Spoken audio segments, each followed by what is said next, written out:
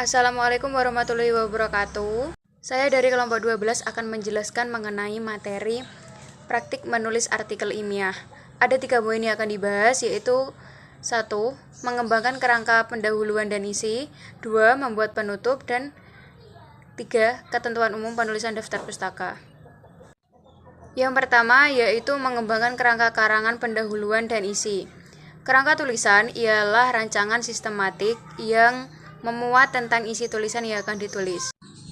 Bagian pendahuluan. Bagian ini di mana para viewers akan menilai apakah artikel ilmiah tersebut itu dapat diterima atau tidak. Pendahuluan dapat dibuat dengan cara sistematik, yaitu 1. Tuliskan ide pokok yang berupa kata kunci dari permasalahan yang diangkat. 2. Kembangkan masing-masing kata kunci menjadi satu kalimat utama.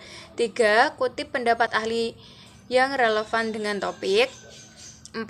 Tambahkan kalimat kita sendiri sebagai penjelas kalimat utama. Yang kelima, menjelaskan permasalahan yang dibahas dalam artikel. Bagian isi.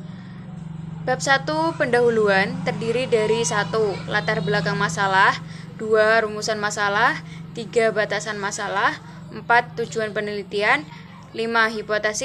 Hipotesis, dan 6. Manfaat penelitian. Bab 2 yaitu landasan teori, berisi teori-teori yang berhubungan dengan permasalahan yang dibahas. Bab 3 metode penelitian, yaitu menjelaskan cara atau sistem yang digunakan dalam penelitian. Bab 4 yaitu hasil penelitian dan analisis. Pada bagian ini berisi hasil penelitian apakah sesuai dengan teori atau justru bertolak belakang dengan teori. Di sini saya akan menjelaskan tentang membuat penutup. Di bagian penutup, kesimpulan akhir yang didapat dalam karya ilmiah kemudian dijelaskan. Kita sendiri yang menilai apakah hasilnya bisa menjadi jawaban atas latar belakang yang dipaparkan di pendahuluan atau tidak. Di bagian kesimpulan, juga harus diberikan saran berdasarkan hasil penelitian. Saran tersebut bisa berupa saran praktis untuk masyarakat, bisa juga saran akademis bagi mereka yang akan melanjutkan penelitian nantinya, agar bisa mendapatkan hasil yang lebih baik. Atau, penutup juga dapat diartikan sebagai pernyataan yang merangkum, mempertegas, dan memberikan solusi atau menjadi akhir tulisan yang menyimpulkan semua isi tulisan dari awal hingga akhir. Cara membuat penutup yang pertama yaitu hindari copy paste dari bagian hasil dan pembahasan. Lakukan sintesis atau rewrite dari bagian hasil dan pembahasan agar bagian penutup yang kita buat dapat menarik reviewer dan editor sehingga bisa membaca dan menerima artikel kita. Yang kedua, harus bisa mengcover objectives atau research question dan atau hipotesis yang diajukan. Para penulis wajib mampu mengcover objektif atau research question atau hipotesis yang diajukan di bagian pendahuluan. Yang ketiga, ikuti ketentuan jumlah halaman atau kata dalam bagian penutup. Umumnya terdiri dari 1 paragraf dan sepertiga halaman. Jurnal internasional bereputasi dominan tidak memisahkan kesimpulan dan saran. Yang keempat yaitu bagian penutup harus dikemas singkat, padat, dan jelas yang mengandung saran lanjutan. Para penulis artikel ilmiah wajib membuat bagian penutup yang singkat, padat, dan jelas. Penulis juga harus mengungkap dan menyinggung poin-poin apa saja yang bisa dijelaskan penelitian lanjutan, yang bisa dijadikan penelitian lanjutan atau saran lanjutan. Yang kelima yaitu pelajari bagian penutup dari jurnal internasional bereputasi. Dengan mempelajari bagian penutup dari jurnal bereputasi yang sudah ada, diharapkan hal tersebut dapat melatih insting kita untuk membuat penutup yang baik dan benar. Menyusun daftar pustaka. Ketentuan umum menulis daftar pustaka itu ada 6. Yang pertama, rujukan yang dicantumkan dalam daftar pustaka hanyalah rujukan yang benar-benar dikutip dalam manuskrip. Yang kedua, daftar rujukan berasal dari sumber yang relevan. Ada 2, yaitu yang pertama, hasil publikasi jurnal ilmiah yang relevan dalam 10 tahun terakhir. Yang kedua, minimal 10% sumber primer, terutama artikel jurnal. Yang ketiga, daftar pustaka disusun secara alfabetis berdasarkan urutan abjad, penulisan dengan font Palantino, linotype 11, spasi 1, Justifi atau rata kanan kiri. Yang keempat, penulisan judul rujukan diawali dengan huruf kapital hanya pada awal kalimat. Yang kelima yaitu ketentuan nama penulis.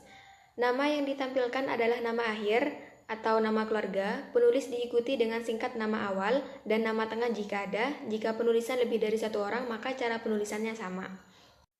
Yang terakhir, setiap penulisan nama, tahun, judul artikel, dan seterusnya diakhiri dengan tanda titik sebelum dilanjutkan kata berikutnya. Khusus penulisan volume dalam kurung nomor, jurnal diberi tanda titik 2 tanpa jarak spasi. Selanjutnya, ketentuan penulisan daftar pustaka berdasarkan sumbernya itu ada 8. Yang pertama, apabila sumber pustaka berupa artikel dalam jurnal ilmiah, ditulis mengikuti urutan yaitu nama penulis titik, tahun titik, judul artikel titik, nama jurnal titik, volume dalam kurung nomor titik 2 halaman. Nama jurnal diketik miring atau italic. Yang kedua, apabila sumber pustaka berupa buku teks, ditulis menggunakan urutan yaitu nama penulis titik, tahun titik, judul buku titik, volume jika ada, titik, kota penerbit, titik 2, nama penerbit, judul buku dicetak miring. Yang nomor 3 yaitu apabila sumber pustaka berupa buku terjemahan, ditulis mengikuti urutan yaitu nama penulis asli, titik, tahun buku terjemahan, titik, volume jika ada, titik, edisi jika ada, titik, terjemahan, titik, kota penerbit, titik 2, nama penerbit, judul buku dicetak miring. Yang keempat, apabila sumber pustaka berupa artikel dalam buku kumpulan artikel, ditulis mengikuti urutan yaitu nama penulis artikel, titik, judul artikel, titik, di dalam kurung yaitu terdiri dari nama editor jika ada, diikuti ed jika tunggal, dan eds jika lebih dari satu. Titik, tahun, titik, judul buku, titik, volume jika ada, titik, edisi jika ada, titik, kota penerbit, titik 2, nama penerbit, dan judul buku dicetak miring.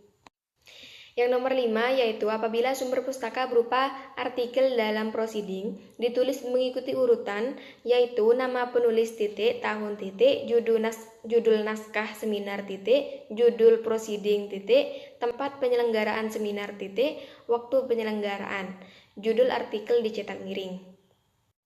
Yang keenam yaitu apabila sumber pustaka berupa artikel dalam surat kabar atau majalah umum, ditulis mengikuti urutan yaitu nama penulis titik, tahun titik, judul artikel titik, nama surat kabar atau majalah titik, kota titik, tanggal terbit, dan halaman, judul dicetak miring. Yang ketujuh yaitu apabila sumber pustaka berupa artikel jurnal online, ditulis dengan urutan yaitu nama penulis titik, tahun titik, judul artikel titik, nama jurnal titik, volume dalam kurung nomor titik 2 halaman, nama jurnal dicetak miring.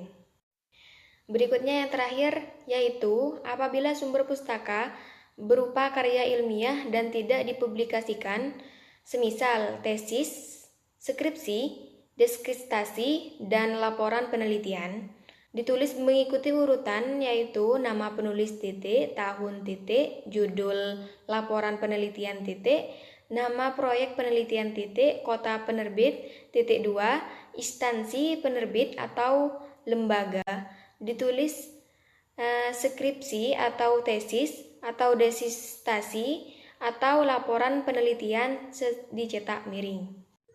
Itulah penjelasan dari kelompok kami. Apabila ada salah kata kami mohon maaf, dan sampai jumpa di lain waktu.